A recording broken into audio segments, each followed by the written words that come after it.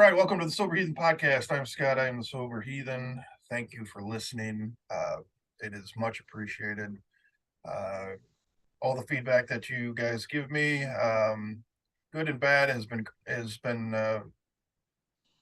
well received in the fact that you're communicating and this podcast is getting out to people. So I really appreciate that. Make sure to find us wherever you listen. Rumble, YouTube, Spotify, Apple Podcast. We're all over the place. I've actually come to find out that Rumble has a pretty decent following on the podcast. Got over 114, I think it's 114 subscribers on Rumble. I did not anticipate that. Kind of came out of nowhere. But that's pretty cool because that's automatically monetized. So yeah, if you listen on Rumble, go ahead and do that. They'll play some ads for you. Maybe one day that can help the podcast grow a little bit. But anyway, the important thing to do if you like to support the podcast and the guests that are on here is to like, comment, subscribe, give us feedback. That'll add to the algorithms that are out there, and that'll make their stories pop up more so people can listen to them. And of course, I get a phone call right as we're starting, but we're going to ignore that because this is more important. Today, Robert is back on the podcast. Robert was on the podcast a little while ago with Dan, kind of split them or put them together because of a scheduling error on my part. So Robert, come back to talk a little more. I'm glad to have you, Robert. Give the listeners a little refresher on who you are, where you're from, and we'll have a great conversation today, man. All right. My name is Robert. I have been in and out of 12-step recovery for literally over 30 years. My drug of choice is pretty much what do you got? And so I found the rooms, 12-step rooms, when I was in my early 20s because I saw the train coming down the track, as my stepdad used to say, which I always hated. But now that I'm old, I know what he was talking about. But I was young and I knew that I was going to be able to figure out how to do this thing successfully, and that obviously that's not the case, but I was in and out, and then fast forward, so I kind of moderated enough over my life to not crash and burn all at once. They say, like Neil Young said, it's better to burn out than to fade away. Well, I guess I was fading away. Got to be 53 years old, still trying to party like I was 20 years old. Ended up having a stroke. Thankfully, did not die. And I knew enough about 12-step recovery that I knew that it was going to be the only way I was going to be able to finally get this thing arrested. And but I also knew that it was because I wasn't working it the way it was designed to be worked. So I got back into it with a renewed vengeance, got a sponsor, and got into the literature and went to meetings and started paying attention to what people were telling me. And so now my clean date was the 8th of May. I just picked up a year clean, sober, Woo! abstinent from everything. So yeah, I know that's first time in 35 years. So that's saying something. But I'm just, I'm glad I'm still alive. I didn't die. So that's good. They say jails, institutions, and death. Well, I'm 2 out of 3, we'll try not to go for a, hat trick or whatever. Yeah. And I think we talked about it when we had the previous podcast. The stroke wasn't enough to make you stop, right? Oh no, yeah. I thought it would be, but I was still lost my license. I was still taking Ubers up to the bar to meet my drug dealer, and getting drunk, and I thought, hey, this is it. Almost died. Now I can have the intestinal fortitude to do what I've been needing to do. But no, spoiler alert, I was, still using and drinking, doing what I could do to numb my fears, and so yeah, so I was like, okay, we're gonna have to fall back and punt on this one, and went some outpatient rehab, and you really got reintroduced to 12-step recovery, and so now the rest is history. So then let's get your take then on this. Then a lot of times you'll hear people that either haven't had anybody in their life suffer through addiction, or maybe they were, as the big book talks about, maybe they were a certain type of a hard drinker, as the words used in the big book, meaning that a significant change in life or circumstance you can quit and walk away from it. But the true alcoholic, it's a little different in that story. So what's your thoughts on, so you had a stroke, which is, terrifying. Um, and so talk about choice. Like you have a stroke. It's something that's terrible and shocking. And, I've had the experiences of waking up in the hospital several times, intubated, a tube down my throat, strapped to the bed, no idea how I got there. And you would think these type of things would be enough to change it. Talk about choice. Is it a choice? No, I always say that I was using against my will because I mean, I would, and we talked about on the last show, I'd wake up every morning feeling like ass in a bowl, saying, "This is it. I'm done. I'm not doing this anymore." And, not really think about it too much during the day. And then, it's getting ready time for the liquor store to close. And all of a sudden, I'm like, hey, wait a minute. I got to get some alcohol so I can sleep tonight, or check out or whatever it is. And so, yeah, it was clearly against my will, definitely. I like to think that I was doing it because I wanted to for the vast majority of my life. But when it got down to the end and the rubber meet the road, and I'm like, okay, I got to quit doing this or I'm going to die. And I'm still taking an Uber up to the bar to meet my drug dealer. Clearly, something is not right there. So, yeah, it was against my will for sure. Yeah, yeah, I think that's a great way to put it. And I wrote down ass in a bowl. I'm gonna use that one in the future. It felt like ass in a bowl. That's fantastic. Uh yeah. So I mean, for me, it's like I heard it put one time that my habit turned into obsession. It was no longer a bad habit. It was an obsession. I had to get alcohol in my body. I had to find a way, every single day to get it. But and I think we talked about this too. You know, um, I woke up with the desire and the will to stop almost every single day, or the every single day I'd say, all right, I'm going to drink today. I'm going to quit tomorrow. I was always going to quit tomorrow, and I meant it every time. It just didn't go out that way. Did you ever do that yourself? Oh, yeah. I mean, it.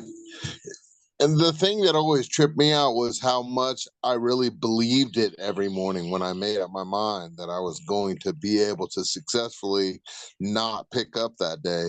And then, how easy it is to just, the big book talks about the insane thought. So it's just like later in the day, like, well, of course I'm going to drink tonight or I won't be able to sleep, which Yeah, is like, or whatever excuse it is. Oh, well, I didn't realize my boss was going to be a jerk to me today. Now I have to drink.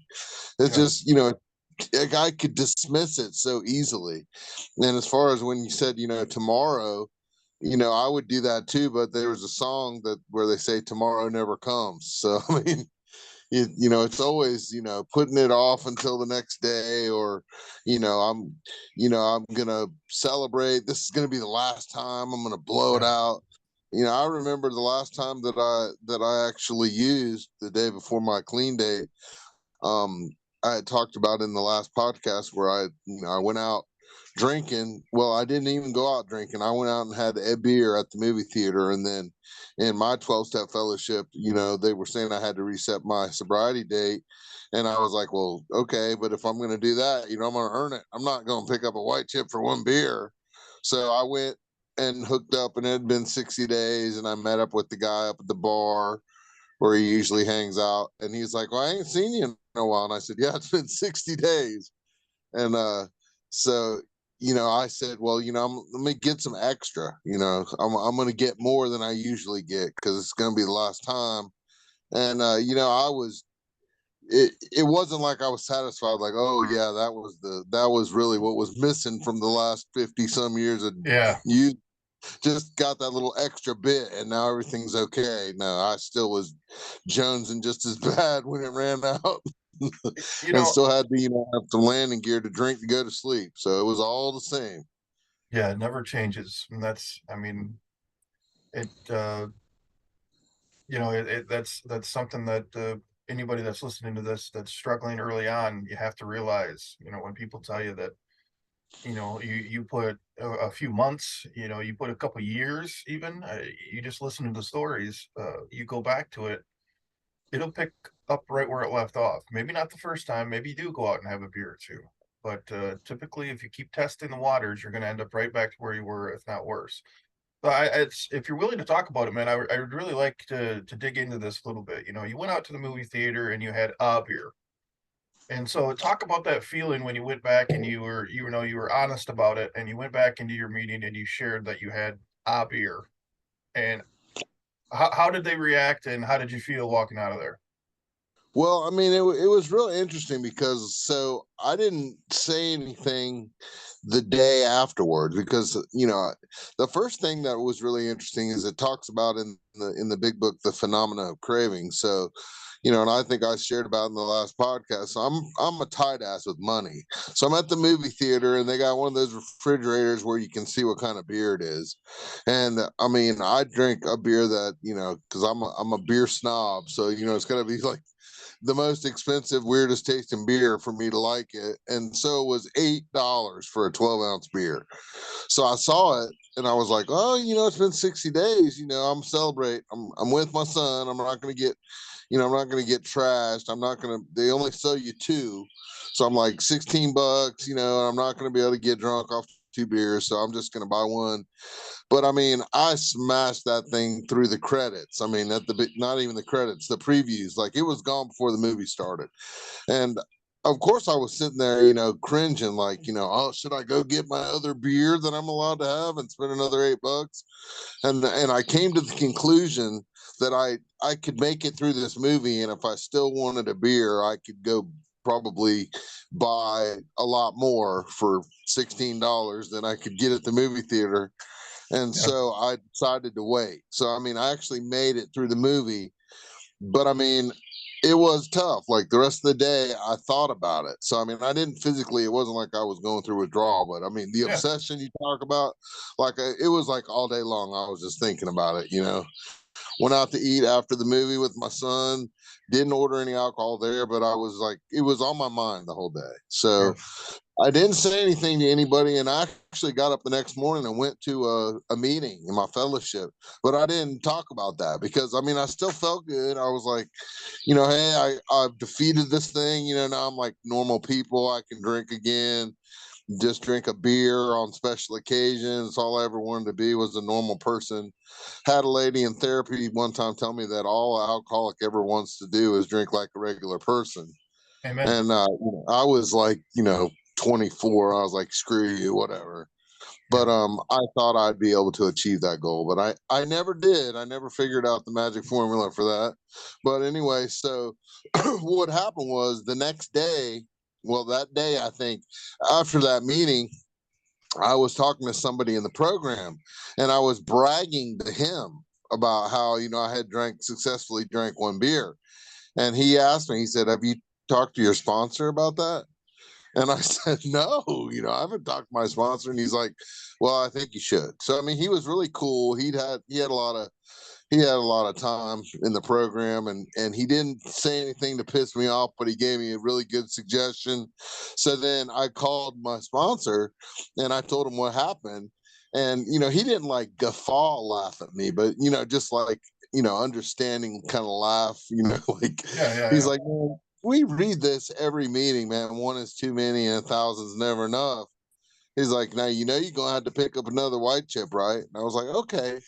But I mean, it was at that point in my brain that I was like, well, if I'm picking up a white chip, man, I'm gonna go out and blow it out. So, you know, and like I said, like the day after I drank, I didn't really feel like a lot of guilt and shame and remorse. But I did the next day, and I had made Sure. up my mind that I was going to go back and pick up another white chip the next day. But man, I felt lower than a snake's belly for going out and just letting it all hang out. And, Yeah. I had to get myself a bottle of liquor. I had to buy some drugs. I mean, I had to do it up, so that I could feel like I earned.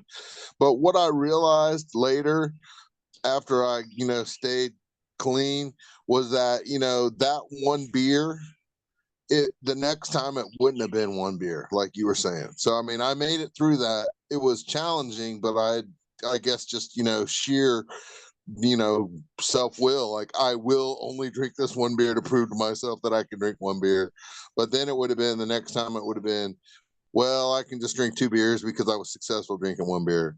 And something that I have found is like three beers. And so I heard this comedian say a long time ago, this female comedian, it was hilarious. And I completely see it through the lens of recovery.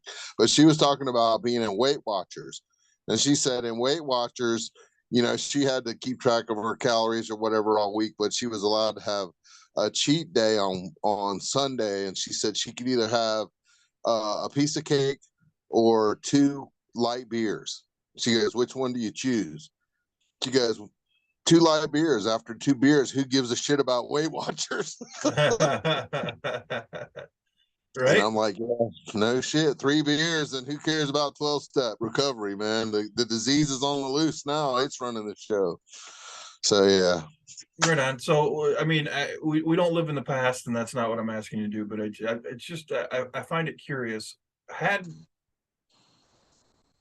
had you not went and said anything about, and I'm not suggesting to anybody hiding your drinks. I'm just saying, you felt good about it. You did it. You were proud of yourself that you kept it to one.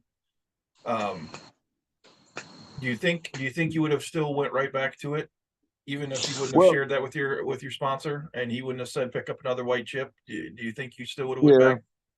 Well, and that's kind of what I was saying, I think would happen. So, like, the next time, since I drank the one, like I heard, and I don't know if you and I have ever talked about it, but like Bob D, I've listened to a lot of his speaker meetings on YouTube and stuff, and he was talking about one of his sponsees had a roommate, and the guy went back out and he was drinking, and he didn't know whether his sponsee didn't know whether to kick the guy out or not, and he goes, well, let me ask you this, so how's it going when they drink? And he's like, they're doing it, like they were drinking and having a good time and everything, and it wasn't like a shit show.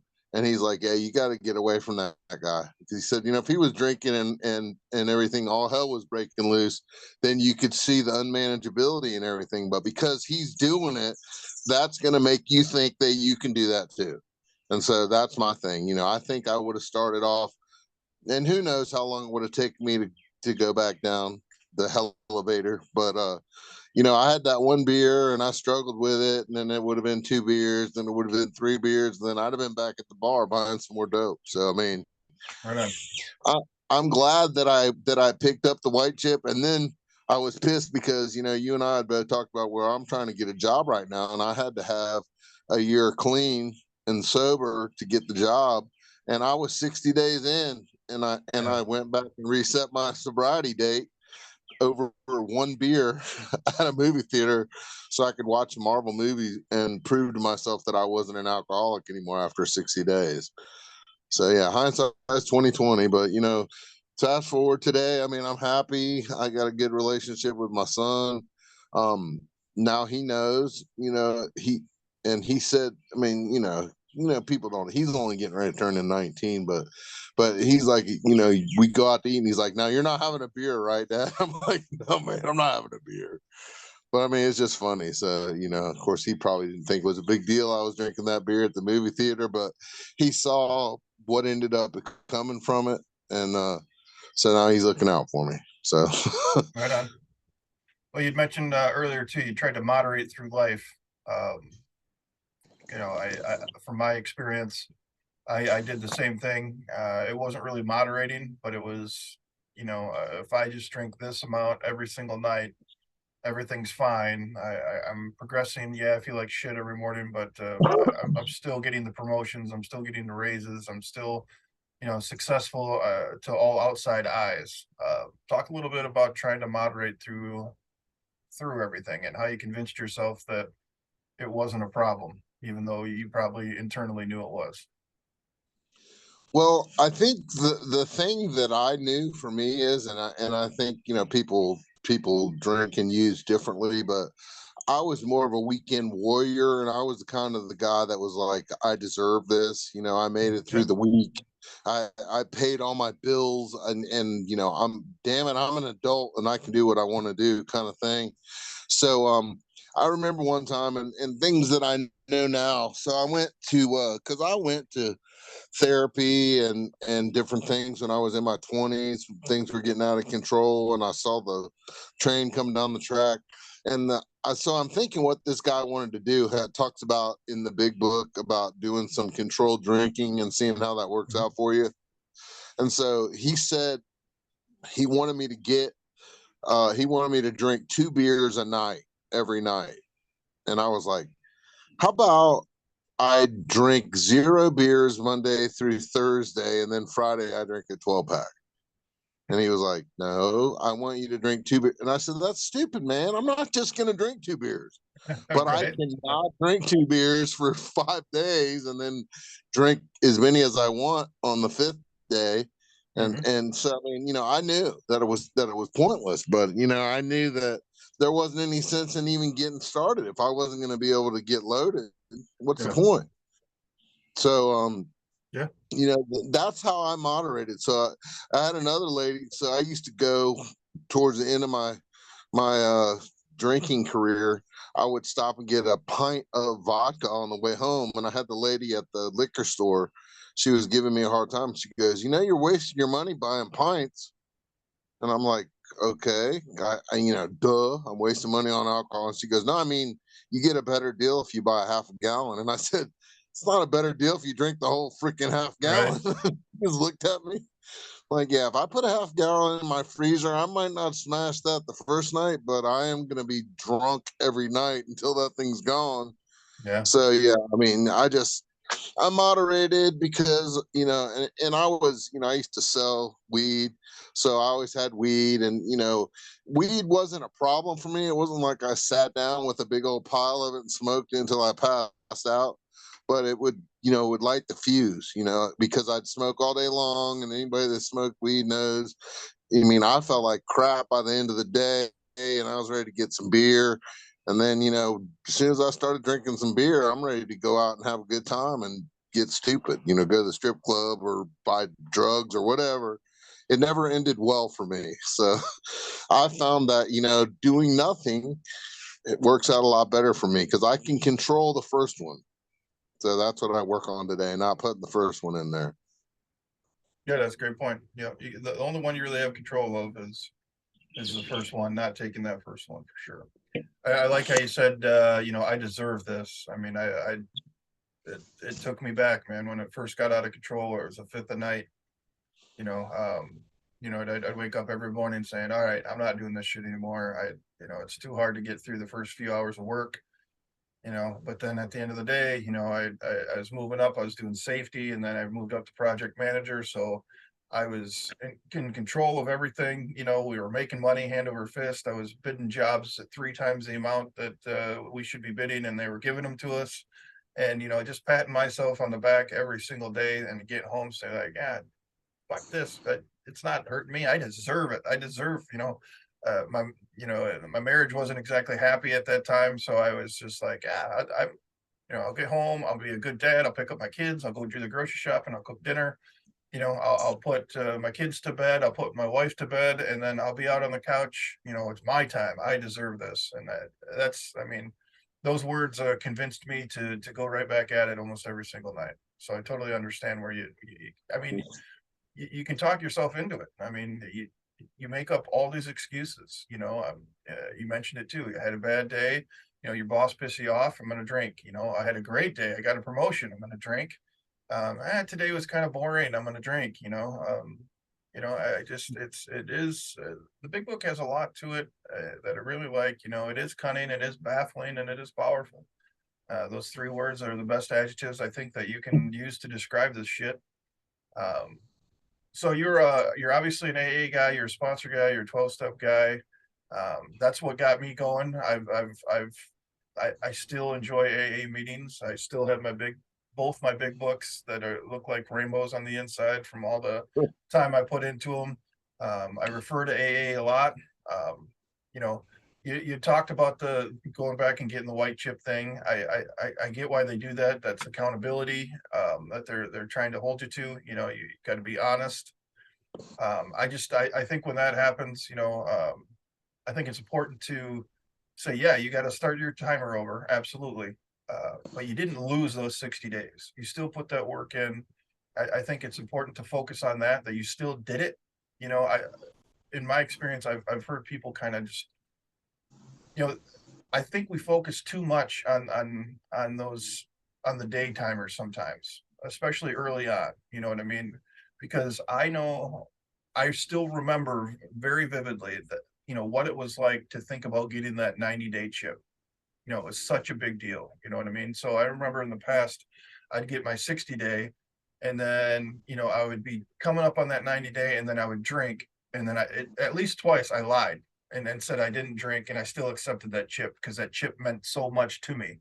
It meant more than being honest. And so sometimes I'm fearful that we're not getting the honesty that we need to from the people because of the fear of coming in and being honest about their fuck ups. You know what I mean? And I have outside of myself, and just some conversation that I heard. I don't really have anything to base that on, but that's just my fear sometimes. You know what I mean? And the with the chips and the keychains or the key tags and all that stuff. I totally, I feel a lot of with that, but there's so many things in there. It's like my brain's going crazy with it. But I know for me, one of the biggest things was, having been a chronic relapser. So all I ever really wanted to do, like I said, was, just be able to use like a regular person, drink like a regular person. So, one of the ways that I would try to moderate was like, oh, I'm only going to drink on the weekends, or I'm only going to drink on one day a month or whatever. I never accomplished that goal, Yeah. but that was something when I started to work the program, and I was white knuckling it and trying to stay sober for forever and ever, because that's where my brain was focused on, instead of just, how about today, we're not going to get drunk, tomorrow we can get shit faced if we want, but let's not do it today. And but so what would happen is I got to a point for the first 2 years where I pretty much would make it 30 days, and then Yeah. I would go out and celebrate on day 31, and then I would come back in and pick up another white chip on day 32 and start the clock over again. But I was telling myself, there's the I deserve it thing again. Hey Yeah. man, I went 30 days without drinking. It's got to be healthier for me. I know it saved me money.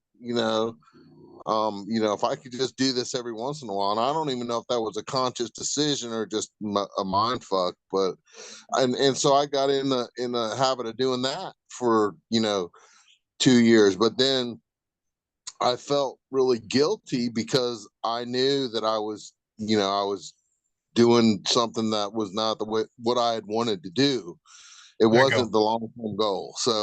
I think that's So important what you then I just had said. to I think that's do important what? what you just said. It's not you weren't doing what you wanted to do. And I think Right. that's the important thing. You have to do it for you. If and I didn't mean to cut you off there, but that was kind of my point. I'm hearing all these different perspectives here. So you didn't want to be clean for 30 days, use for one day, and then clean for 30 days. You didn't want that, so you wanted to do something different. And I think when people get into the program of AA and they don't want to drink because they're doing it for these other people, and they don't want to be, they don't want to hear or go back and get that white chip again. That won't work. You have to do it for you. So sorry, I didn't mean to cut you off, but I think you said something very important there. So, so what I ended up having to do was I had to stop counting, because what I realized was that I had just changed my pattern from drinking every day to drinking every 30 days. And so I'd get to day 28, and then I would be like, oh, it's, a couple days, Yep. I'm picking up my 30-day chip, I can go out and get drunk. Yep. And so I had to change my mindset and say, no, that's not what we're doing. And the only way that I was able to do that was when I finally got the one day at a time down, which I had been trying to get surrender and one day at a time and all that, down for literally for years, and I never could do it. And so I was talking to this old timer when I finally started to grasp the concept of, wait, oh, I don't have to do this for the rest of my life. I just have to do it today, because it's all perspectives and mindset, and it's so, Yeah. it's so subtle. But he said, I remember when I started to get that concept, but what I realized was I was living one day at a time before. I was just living to get loaded one day at a time. I wasn't like, oh, I have to have enough booze in my house to last me for the rest of the year. It's like, no, I got to get to the store tonight before the liquor store closes and get enough to last me through tonight. And then I wake up tomorrow and I worry about tomorrow. And so, I was literally in a one day at a time mindset before. I was just killing myself with it instead of, when I got to the point where, and I think I talked about it because we were talking about it with the guest the last time, and he was like, because he doesn't do 12-step, and he's like, I got a vacation coming up. Am I going to drink? I don't plan to, but if I want to, maybe I will. We'll see what happens. And I mean, I was talking about I've had to do that in recovery. So like in AA, they talk about reservations, and I had a sponsor when I was in early recovery, and I had like 45 days. And I mean, anybody who has been doing this thing for a long time knows that, you might not drink, but every once in a while, your brain's going to tell you it's a good idea to drink. Yeah. And I have to say, well, it's never been a good idea before, so Right. maybe it's also not a good idea. But that's got to be my decision, and I have to want to not drink more than I want to drink. So I was talking to him, and we were on our way to a meeting. He came and picked me up because this was during the time when I didn't have a license, because I had gotten had my stroke and they took my license away. And so I've heard of sponsors having different kinds of different sponsors work different ways. But so we're on our way to a meeting. He's driving, and I confide to him. I'm like, hey, I've been thinking at 90 days maybe I can drink. And he reacted in a way that I did not expect. I mean, I think he was kind of a tool about it. And he was just like, hey, man, if you're planning on drinking, why are we even going to a meeting? Let's go to the bar right now. And I know a dude that's got some drugs, man. And I was just Oh, like, are you insane? I mean, and I don't think he actually would have gotten some drugs, but I think he was just no. trying to show me how ridiculous it was. But it didn't work. I was just like, okay, never mind. I'm good. I was just thinking about it, man. So I went to the meeting with him, but I made up my mind at that moment. I was like, yeah, I need to get a different sponsor. And I mean, I still talk to the guy today. I mean, he went out and celebrated with me when I picked up my year. I don't hate on him. I just, what I try to do is, I've had so many sponsors that I've kind of taken a little bit of each one and decided that Yeah. when I get to the point where I sponsor people, I know what to do and what not to do. So, I mean, maybe that was something that worked for him when he was in early recovery and he was Yeah. thinking about going back out. Maybe he had a tough love sponsor, old timer, that was like, hey, let's go get drunk. Here's $20. I've heard that. Here's $20, man. If you want to drink, go to the bar. I mean, that's not how I would do it. All I needed at that point was a little encouragement, or somebody saying, hey, man, it's normal to have stupid thoughts like Yeah. that, but, we don't have to drink today. But it's whatever, whatever works for you. The sponsor that I have now, he's got 10 years clean and sober. And, I can look back and see, he kind of handled me with kid gloves in the beginning when I needed a lot of attention, and was there for me. And, he slowly but surely kind of taught me how to do it. I still have to talk to him. I talk to him every day, but he doesn't like have to hold my hand anymore. Like, my mind started to clear up. So sometimes I just need a little encouragement that what I have decided is actually the right thing. Because like he says, we can't spot self-deception. So, I mean, if I have some idea that's obviously out in left field, he's going to be like, I have a suggestion for you, or, oh yeah, I did that once and this is what happened. But I mean, they say that, when the student is ready, the teacher will appear. I think that's from like Eastern philosophy, but that's what's happened with me. I've had lots of sponsors and they've all helped me. I've gained something from every single one of them, but the one I have now is the one that I need right now. So, I mean, I'm just thankful that, Yeah. I think, it's working.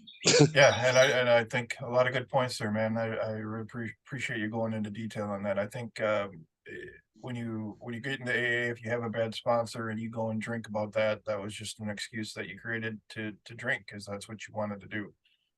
You did the right Sure. thing. You know, he said what he said, and you moved on to somebody else. And if you're strong enough to do that, that's the way you're going to do it. I mean, you're going to walk into assholes anywhere that you go in life. It's going to be a boss, coworker, a relative. You know, you can find a reason to drink at any point, and it shows strength and change when that happens, and you don't drink over it. You don't use it as an excuse. Absolutely. Well, coming up Because here I on did 40 that minutes, for brother. years. All right, man. But But yeah, no, I I did that go for ahead and years. It was always my sponsor's fault that I drank. right. So, all right. So, what's coming up? You just got your year chip. You're waiting on a job. You know, things are looking pretty good, right? Oh, yeah, things are looking good. I'm getting ready to do a second interview. So it took me. I had to do a couple classes. One was like a 50-hour class Mhm. that was state certification, and then you had to get like 20 extra hours. Well, I did it backwards because I had a friend that took the class, and he told me about this other program where you could get the extra hours, and so I just took that class first. And then when I finished the 50-hour class, I already had the 20 hours and sent off for my. And I'm working through vocational rehab in North Carolina because I had my stroke, so they reimbursed me for gas going back and forth to the class, and they're paying for the class. So yeah, and then I go to 12-step recovery also at my church. And the recovery pastor, when I told him I got a peer support thing, he said, "Give me a copy of your resume." And so then I had some dudes hit me up that he knows that work with some of the programs that they do. And so they're the ones that interviewed me. And it was funny because I was telling the recovery pastor Monday, because that's when we have our group there. So I went and talked to the guy originally and interviewed with him, and he said things went really good, but he said he was just kind of running interference for the owner because they had some people that were knuckleheads. That's my word, not theirs, but and he really didn't want to talk to anybody until they'd been screened by this other guy. And so the owner called me, and he was like, asked me what's going on. And I told him, I said, yeah, the recovery pastor at my church. And I told him his name. I said, he's the one that referred me. And he goes, yeah, I don't really like that guy. Oh, And jeez. I was like, well, I didn't know what to say. I wasn't going to trash talk him, but I was like, well, he's always nice to me. And he goes, I'm just messing with you, man. He's a cool guy. I was like, Oh, oh, thank jeez. God.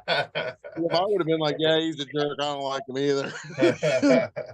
It was funny. Yeah. So then I told the recovery pastor what he said, and he was cracking up. And he goes, yeah, he's a card. Well, man, I wish you all the luck in your second interview and moving forward. And it's always fun, man. You bring a lot of energy and a lot of AA wisdom to the table when we have these discussions. I think a goal of mine in the future is to have a strong AA presence on here in a panel episode, and then somebody who is a couple other people from different pathways, and just to have a discussion and talk about what works for everybody in those situations and or those groups, and you just see the similarities and the differences, and then that way the listeners can decide what sounds best for them. I think that's a really good thing to do here in the future. So I appreciate your time again, my friend. I'm glad we got to hook up and give you you know your own spotlight because you deserve it. You're doing great things.